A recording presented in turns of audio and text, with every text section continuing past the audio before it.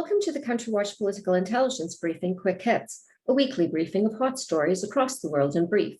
I'm Denise Youngblood Coleman, and I'm the Editor-in-Chief and Senior International Affairs Analyst at Country Watch.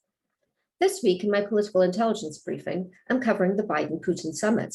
United States President Joe Biden and Russian President Vladimir Putin met in Geneva, Switzerland for a highly anticipated bilateral meeting.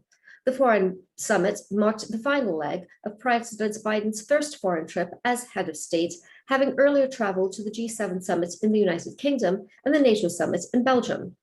In a departure from circumstances in 2018, when Biden's predecessor, Donald Trump, held a joint press conference with Putin in Helsinki, Finland, the two leaders in this case held separate press conferences. It was apparent that the Biden team was adamant about not legitimizing Putin by having him on the same stage with the United States president.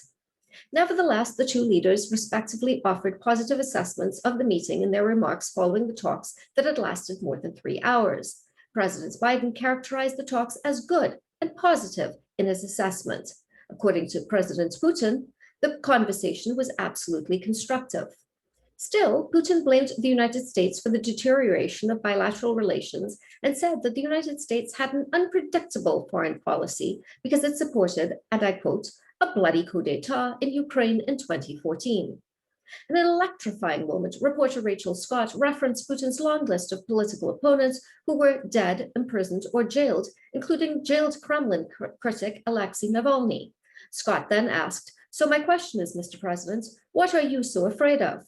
Putin refused to utter the name Navalny in his response, instead referring to him as part of the unauthorized opposition.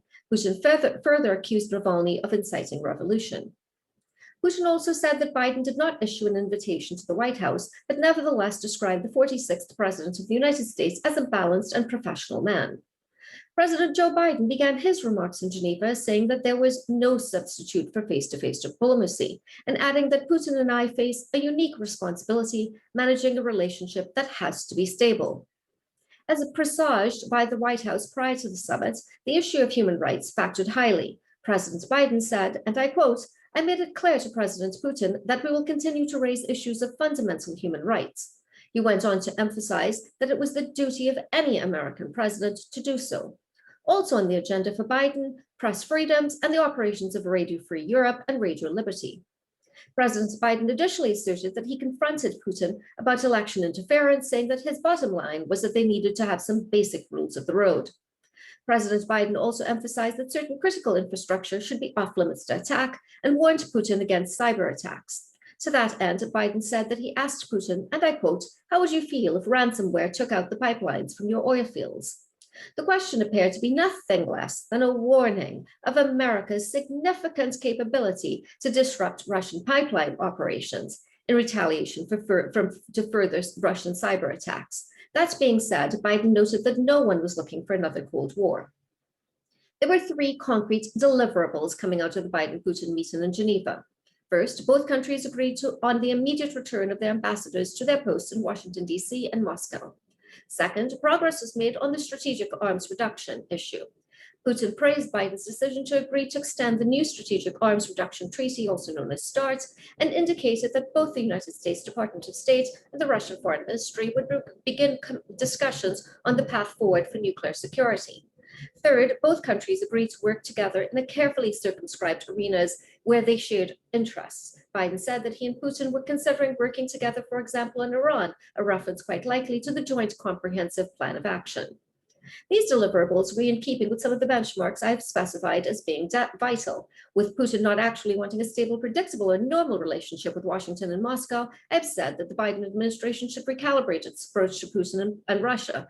No longer should the United States anticipate large-scale win-win deliverables. However, since Biden and Putin have extended the new Strategic Arms Reduction Treaty START, which would have to be renegotiated in 5 years, there's some proverbial, let's call it runway, to make some modest early progress on that front. And that is exactly what Putin and Biden agreed to start working on. At the end of the day, the Biden administration was in the burgeoning stages of developing a comprehensive strategy to contain and sometimes engage Putin's Russia. I'm also covering the United States President Joe Biden's trip to Europe for the G7 and NATO summits, which I mentioned earlier, ahead of his meeting with the Russian president. At the G7 in Cornwall, England, President Biden recommitted the United States to its long-held democratic values on the world stage. During a speech shortly after arriving in England, President Biden emphasized the importance of working with allies, and he stressed partnerships grounded on democratic ideals and a shared vision for the future. Making clear his contrast with his predecessor, Donald Trump, who did not seem to understand the United States' obligation to NATO, President Biden underscored the sacred obligation of NATO's Article 5, in which an attack on one NATO nation was viewed as an attack on all NATO nation states. Leaders of the G7 were eager to welcome President Biden with unspoken relief that they were dealing with a traditional United States president once again. United Kingdom Prime Minister Boris Johnson referred to President Biden as a breath of fresh air. French President Emmanuel Macron acknowledged that the presidency of Biden meant that America was back.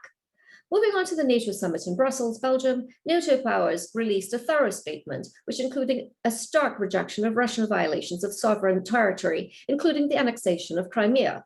Also included in the statement were condemnations of Russia's malicious cyber attacks and election interference into elections of Western democracies. Moving east, change has come in the Middle East, and for that reason, I'm also covering Israel. The Netanyahu era is over as the United Opposition Coalition won the confidence vote in the Knesset. On June 13th, the opposition coalition held together and successfully won the confidence vote, ratifying the new government and ending the Netanyahu bloc on power. It was a narrow final vote of 60 to 59, but enough to usher in a new era of Israeli politics. The event, however, was not without drama. A shouting match ensued as the outgoing Likud-led coalition hurled incense at the incoming coalition, shouting liar and fraud as Naftali Bennett as he attempted to give his inaugural speech. For his part, Bennett offered conciliatory words to Netanyahu. On the other side of the equation, Netanyahu used his time to accuse Bennett of abandoning Israel and joining with leftists. But Prime Minister Bennett, in his inaugural address, made clear the rationale for joining the Change Coalition, saying he was proud to sit in the same government with people with very different opinions. His co-partner and orchestrator of the Change Coalition, Yair Lapid, declined to give a speech at all and instead chastised members of the Knesset who were behaving without decorum during Bennett's speech, calling them a disgrace. Lapid also apologized to his 86-year-old mother for witnessing such appalling behavior, taking a pointed shot at the members of the right wing who had interrupted Bennett, saying it showed why they had to be replaced. The upshot, Naftali Bennett is the new Prime Minister of Israel, with Yair Lapid set to assume that role after him, in keeping with the terms of the rotating premiership. United States President Joe Biden congratulated the new government within hours of it taking power. The co-leader of the new Israeli government and new foreign minister, Yair Lapid, made clear that bridges would have to be mended with the democratic leadership of the United States. He also blamed the previous government of Israel for its reckless behavior in focusing exclusively on the Republican Party and abandoning Israel's bipartisan standing.